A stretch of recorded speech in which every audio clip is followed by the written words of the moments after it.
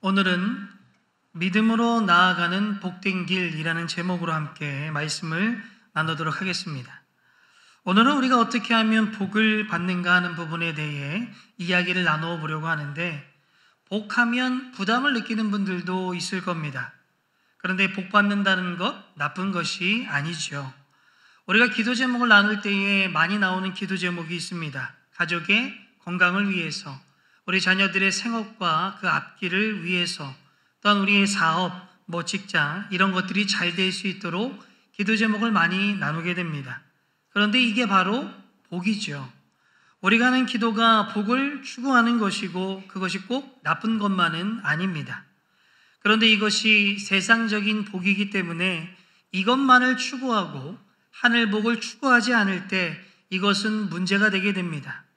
땅의 복을 추구하는 것 자체가 문제는 아니라는 것이죠.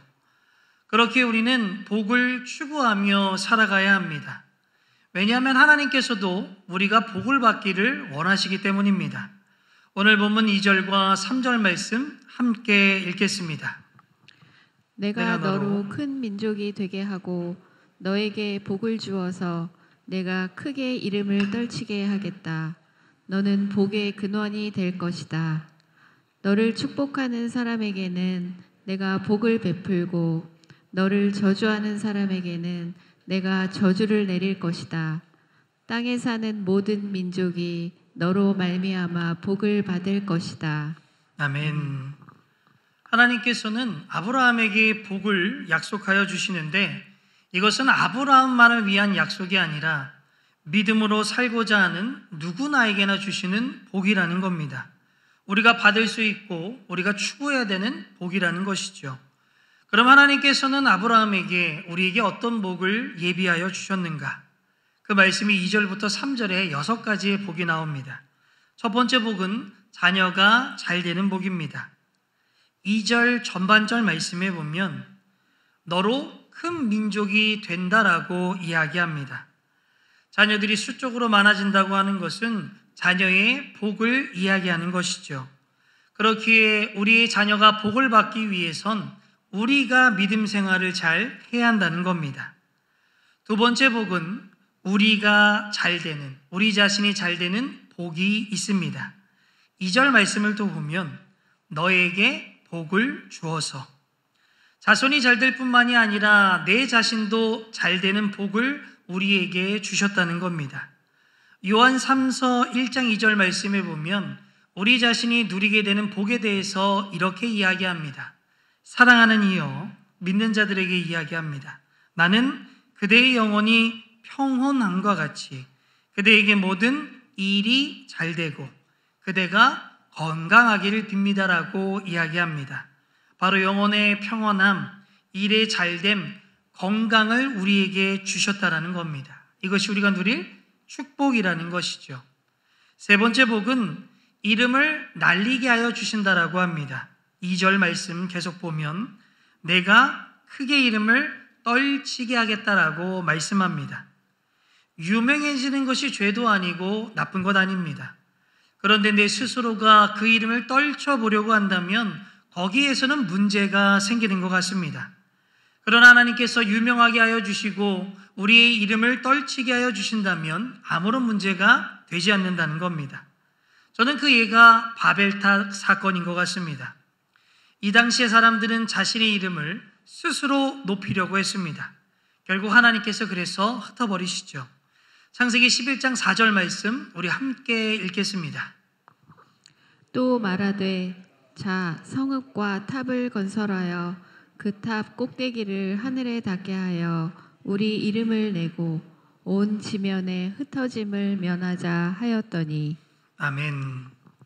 자신들의 이름을 스스로 날리고자 하자 하나님께서 그것을 흩어버리십니다. 그러나 우리가 유명해지고 이름 날리는 것을 포기하면, 낮아지고 남이 알아주지 않는 그 섬김의 자리에 있을 때에 하나님께서는 그 사람의 이름을 올려주시고 그 사람의 이름을 날려주실 줄로 믿습니다.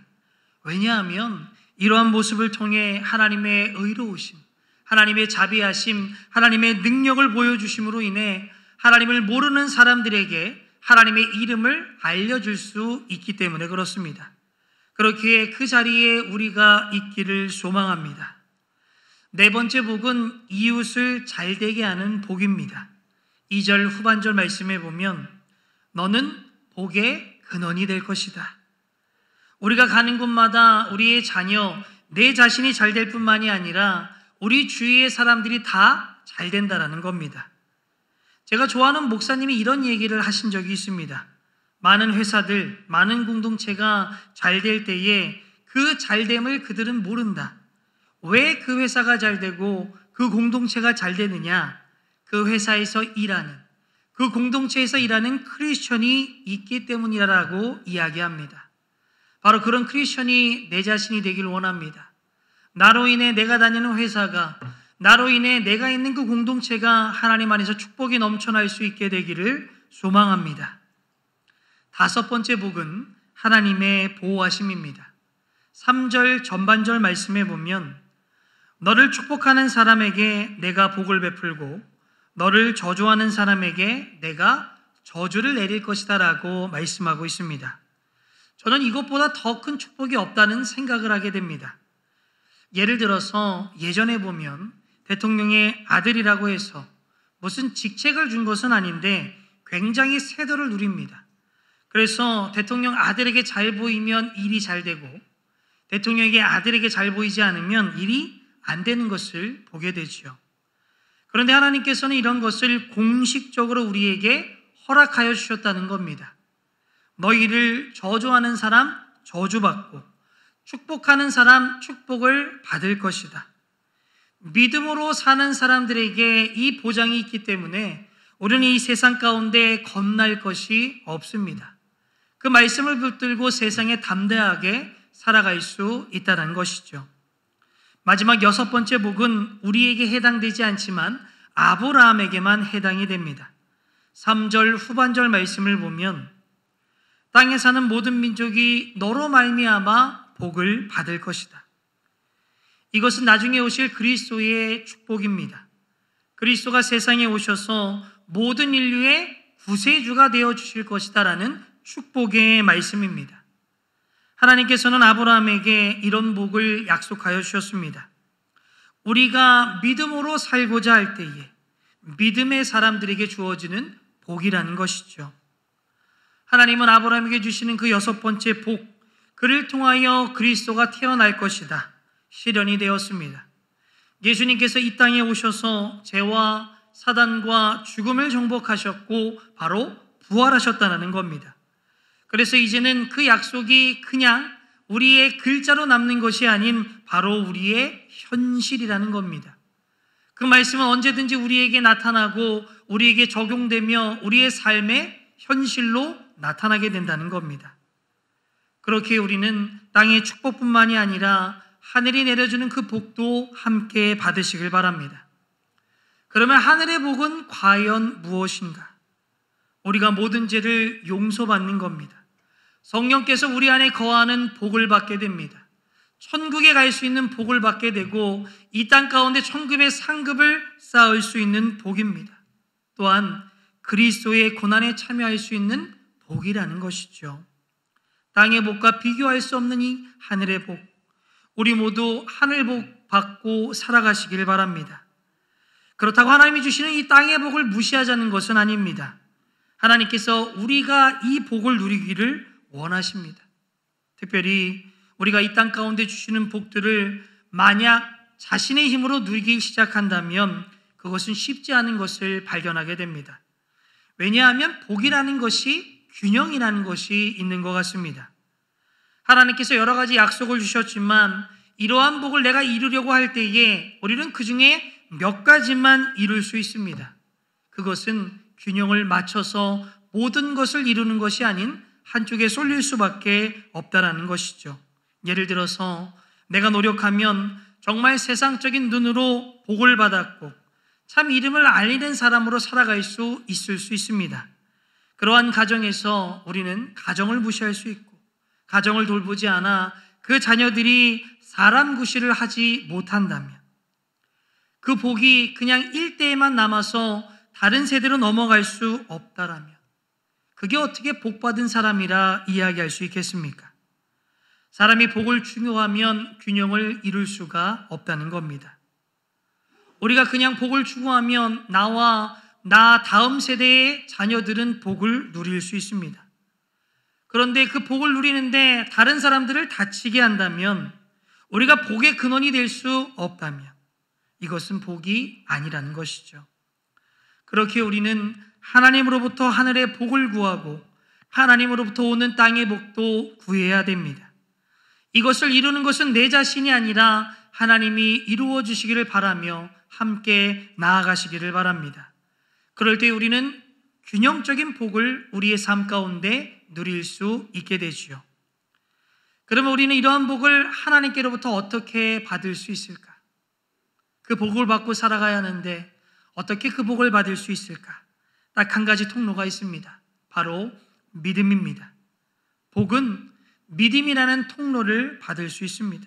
바로 믿음이라는 통로를 통하여 복을 받을 수 있죠. 아브라함은 과연 왜 복을 받은 것일까? 성경을 보면서 그를 바라보면 혹시 우리보다 인격적으로 높았기 때문에 그가 축복을 받은 것이 아닌가라는 생각을 할 때가 있습니다. 그런데 그도 완전한 인간은 아니지요. 아브라함의 삶을 보면 여러 가지 약점들을 발견하게 됩니다. 이 얘기는 그가 인격적으로 훌륭해서 복을 받은 것은 아니라는 겁니다. 그러면 아브라함이 하나님 보실 때에 많은 일을 해서 그가 복을 받은 것은 아닌가? 성경 말씀을 보면 그것이 아님을 발견합니다. 아브라함이 하나님을 위해 산 것이 없습니다. 그가 하나님께 복을 받을 수 있었던 것은 오직 믿음이었다라는 겁니다. 그가 믿음의 사람이었기 때문에 복을 누릴 수 있었다라는 것이죠. 바로 하나님께로부터 내려오는 복은 자신의 노력, 자신의 자격이 아닌 믿음만으로 우리가 받을 수 있다는 것을 잊지 않기를 소망합니다. 그러면 여기서 말하는 믿음이라는 것은 과연 무엇인가? 우리에게 축복을 주는 믿음은 과연 무엇으로 설명할 수 있을까? 첫 번째, 믿음이라고 할 때의 믿음은 하나님이 그렇다고 그러시면 그런 줄 아는 것이 믿음입니다. 믿음은 하나님이 그렇다고 하시면 그런 줄 아는 겁니다. 어떤 분들은 신념을 믿음이라고 생각을 합니다. 어려운 일이 닥쳤을 때에 다 잘 될 거야. 그런데 신념이 근거 없이 낙천적인 기대에 의해서 세워진 거라면 이것은 믿음이 아닙니다.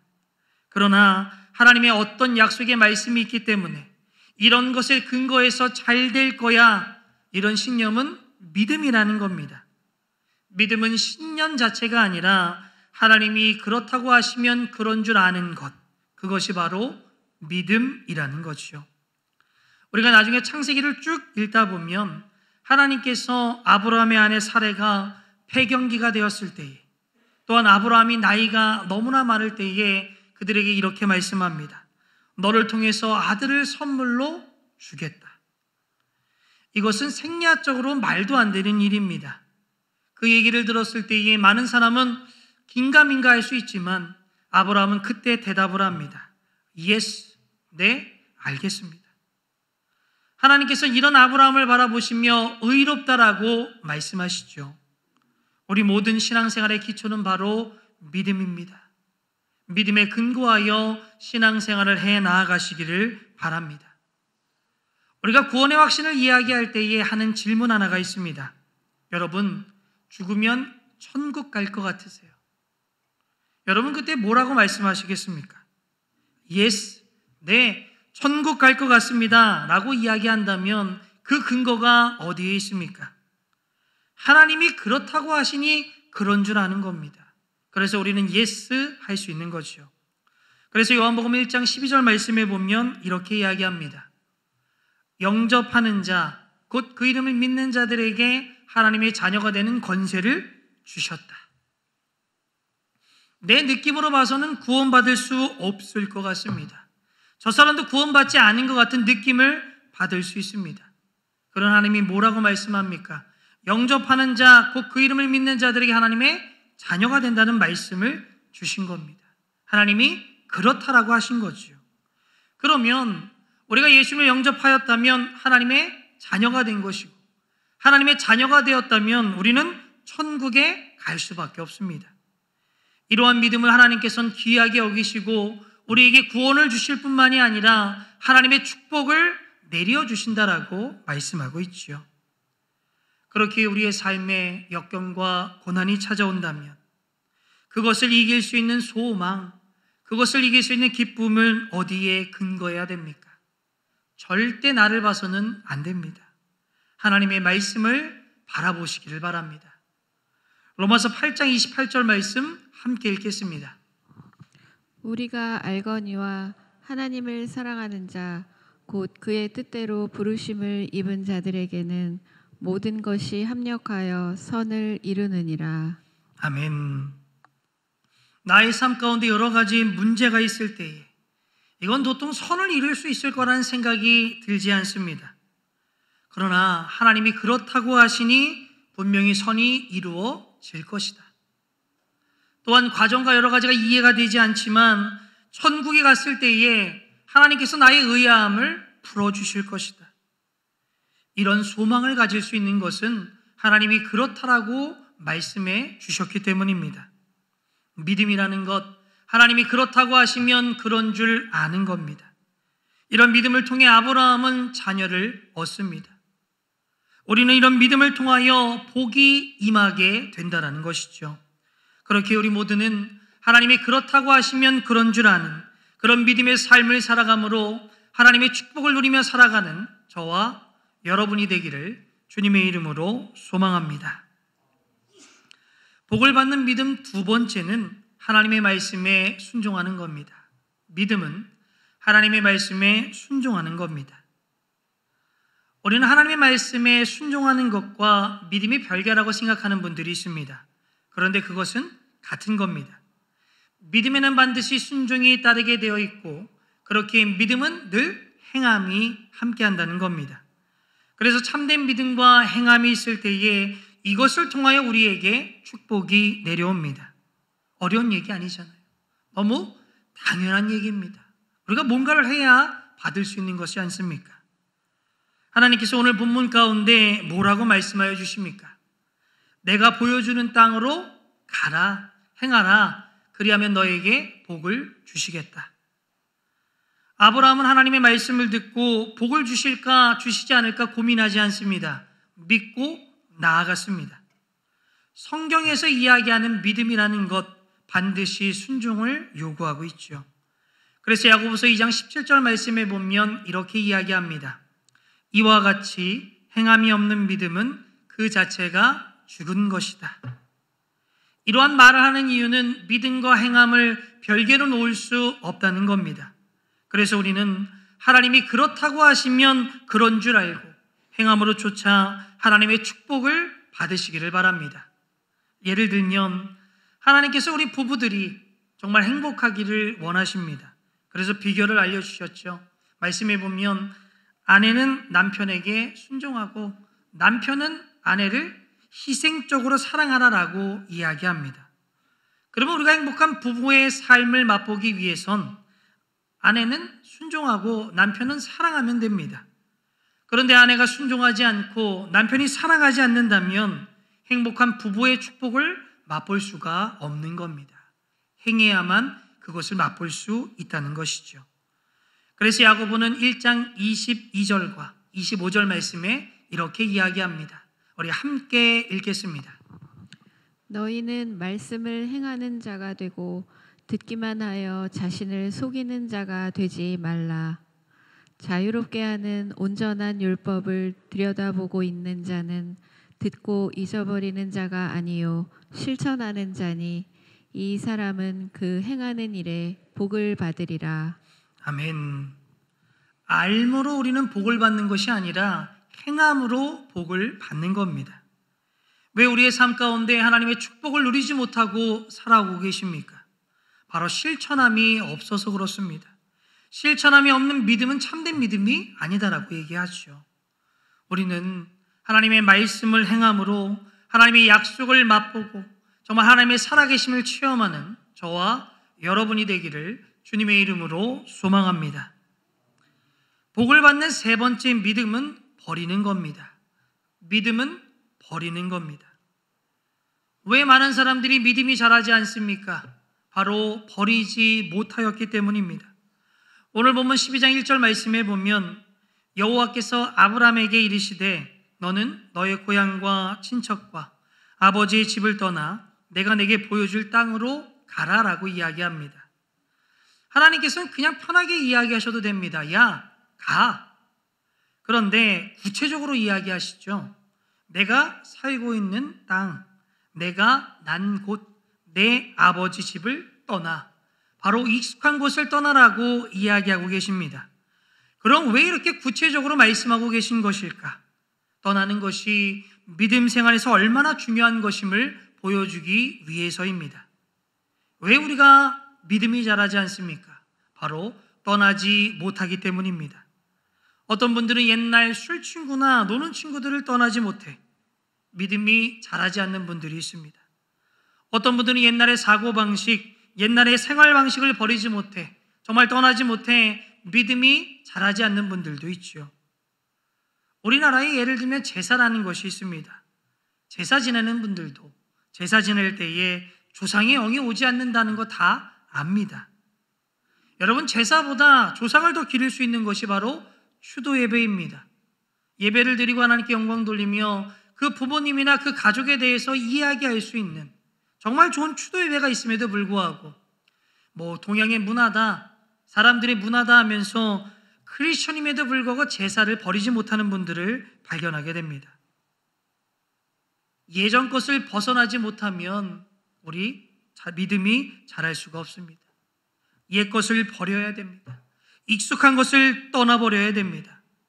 우리 중에 믿음이 자라지 않고 제자리 걸음을 하고 계신 분들이 있다면, 내가 왜 이러는지 모르겠다고 생각하는 분들이 있다면, 딴 사람들은 정말 교회 생활, 신앙생활 기쁘고 행복하다고 이야기하는데 나는 정말 도통 모르겠다라고 생각하는 분들, 한번 잘 생각해 보시기를 바랍니다. 여러분이 버릴 거를 버리지 않아서 그렇습니다. 습관일 수도 있고 사고일 수도 있습니다. 하나님께서 여러분 안에 성령이 있기 때문에 구체적으로 이것을 버리고 떠나라 이야기했지만 우리가 자기 합리화를 하면서 갖고 있는 것들이 있을 겁니다. 그러면 믿음이 자랄 수가 없습니다. 여러분, 아브라함 같이 떠나시기를 바랍니다. 아브라함 같이 그것을 버리시기를 바랍니다. 이 말씀 여러분에게 도전이 되기를 원합니다. 내 믿음이 자라지 못하는 것이 무엇에 매여서 그런 것인가? 내가 무엇을 버리지 못해서 그런 것인가? 하나님께서는 여러분을 아십니다. 우리 안에 성령님께서 계시기 때문에 그분께서 우리에게 알려주실 겁니다. 우리가 버리지 못하고 떠나지 못하는 것에 대한 정당화로 살아가는 것은 아닌지, 만약에 그렇다면 하나님께 고백하기를 원합니다. 하나님, 맞습니다. 내가 떠나겠습니다. 내가 버리겠습니다. 결단하고 믿음을 통해 정말 하나님의 축복을 누릴 수 있는 저와 여러분이 되기를 주님의 이름으로 소망합니다. 그러면 이러한 믿음이 있는지 없는지를 우리가 어떻게 알 수 있을까? 여러분, 믿음에는 증거가 따르는 것을 보게 됩니다. 오늘 보면 7절 말씀에 보면 이렇게 이야기하죠. 우리 함께 읽겠습니다. 여호와께서 아브라함에게 나타나 이르시되 내가 이 땅을 내 자손에게 주리라 하신지라. 자기에게 나타나신 여호와께 그가 그곳에서 제단을 쌓고. 아멘.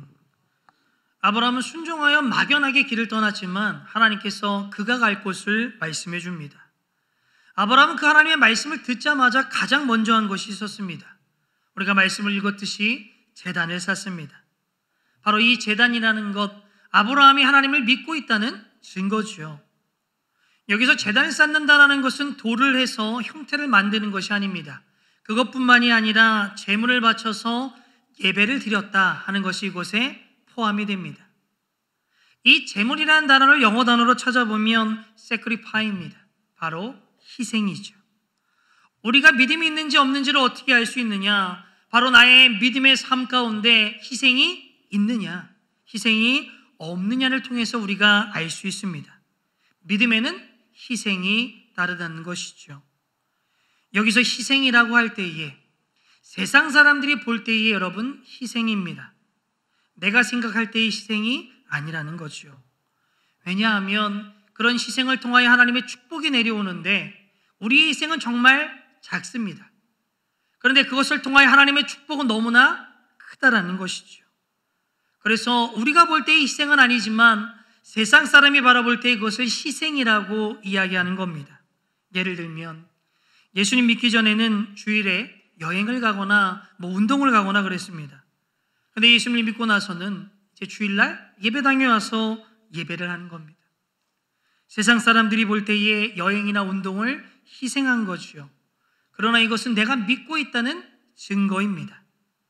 또한 우리의 삶에 어려움이 있을지라도 우리는 헌금을 하나님께 바칩니다. 옛날엔 내가 쓸 것이 참 모자랐습니다. 그럼에도 불구하고 세상 사람들은 그것을 희생으로 바라보지만 우리는 그 헌금을 통해서 하나님이 주시는 축복을 알기 때문에 하나님께 예물을 바치는 것 아니겠습니까? 세상 사람들은 희생으로 보이지만 우리에게는 축복의 통로입니다. 희생이 있다는 것을 보아서 우리가 믿음이 있는지 없는지를 알 수 있습니다. 두 번째, 우리가 믿음이 있는지 없는지를 알 수 있는 방법은 바로 선포입니다. 선포. 8절 후반절 말씀에 보면 그가 그곳에서 여호와께 제단을 쌓고 여호와의 이름을 불렀다라고 이야기합니다. 여러분, 여호와의 이름을 부른 것은 하나님의 말씀을 선포한 것입니다. 아브라함은 하나님을 선포하는 사람이었고 지금으로 치면 전도하는 사람입니다. 오늘 보면 5절에 보면 이렇게 이야기합니다. 우리 함께 읽겠습니다. 아브라함이 그의 아내 사레와 조카 롯과 하란에서 모은 모든 소유와 얻은 사람들을 이끌고 가나안 땅으로 가려고 떠나서 마침내 가나안 땅에 들어갔더라. 아멘. 아브라함이 얻은 사람들을 이끌고 가나안 땅에 갑니다. 여러분, 여기서 얻은 사람들은 아브라함의 선포를 통해서 하나님을 받아들인 사람들이 많았다고 합니다. 그런 자들과 지금 가나안 땅으로 들어가고 있다는 겁니다. 교회에서도 보면 새로 믿기 시작한 분들이 새로운 분들을 많이 데리고 오는 경우가 많습니다. 믿음이 뜨거울 때에, 믿음이 있을 때에 선포, 전도를 하게 된다는 것이죠. 혹시 우리 중에 교회 다니는 것이 부끄러운 분이 계십니까? 우리가 소속한 공동체나 직장 생활 가운데 10년, 20년, 30년을 했는데 내가 교회 다니는 것을 사람들이 아는 것이 충격이라면, 놀라고 있다면 여러분, 우리의 신앙생활 우리가 한번 잘 생각해 보아야 됩니다. 만약 우리가 정말 믿는다면 선포가 없을 수가 없습니다. 왜냐하면 하나님이 우리를 선포하라고 불러주셨기 때문입니다. 베드로전서 2장 9절 말씀에 보면 이렇게 이야기합니다. 너희는 택하신 족속이요 왕같은 제사장이요 거룩한 나라요 그의 소유가 된 백성이니 이는 너희를 어두운 데서 불러내어 그의 기이한 빛에 들어가게 하신 이의 아름다운 덕을 선포하게 하려 합니다라고 말씀합니다. 선포하는 겁니다.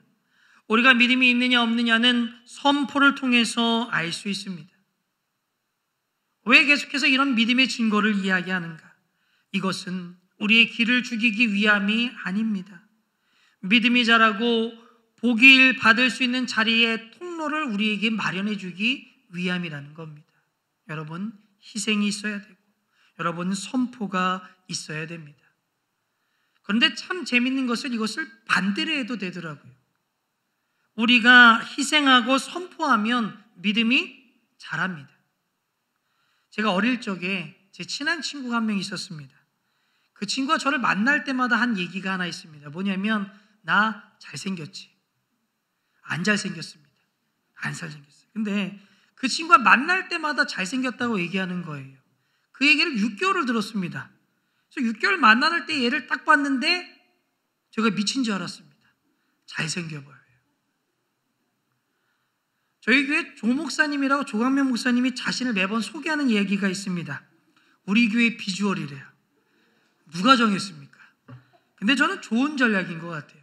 성도님들도 그분 소개할 때 저희 교회 비주얼로 얘기하더라고요. 여러분, 믿음이 자라기 원하시면 복음을 전파하시는 겁니다. VIP를 교회에 데리고 오고 목장으로 데리고 오시는 겁니다. 이것이 바로 우리가 믿음이 자라는 비결이에요. 얘기해야죠. 왜 우리는 얘기하지 않습니까? 선포하시기를 바랍니다. 하나님은 우리를 복 주기를 원하시는 분입니다. 이러한 복은 믿음이라는 통로를 통해서 우리에게 들어오죠. 신앙생활 가운데 희생과 선포하셔서 믿음이 점점 커지기를 원합니다. 이 축복의 통로가 점점 커져서 하나님의 큰 축복을 받아들이시기를 바랍니다. 내가 잘 되는 축복, 자녀가 잘 되는 축복, 주위 사람들이 잘 되는 축복, 이름을 날리는 축복, 하나님의 보호하시는 축복을 누리시기를 바랍니다. 오늘은 추수감사주일입니다. 정말 이전에 받은 복들 너무나 많습니다. 하지만 하나님께서는 더 큰 복을 우리에게 예비하여 주셨습니다. 정말 이 추수감사절을 통하여 이전의 복에 감사하며 앞으로 우리에게 주실 복을 감사하며 살아갈 수 있는, 그래서 정말 하나님이 원하시는 이 땅 가운데 하나님 나라의 사명, 하나님의 능력 가운데 살아갈 수 있는 저와 여러분들이 되기를 주님의 이름으로 소망합니다.